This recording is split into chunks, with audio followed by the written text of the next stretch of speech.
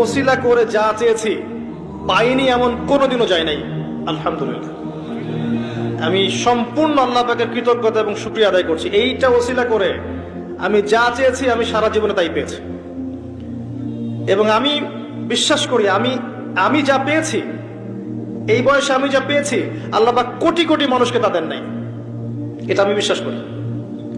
এই বয়সে আমি যা পেয়েছি, আল্লাহ পাক আমাকে যা দিয়েছেন, যত দিয়েছেন, কোটি কোটি মানুষকে আল্লাহ পাক তা দেন নাই।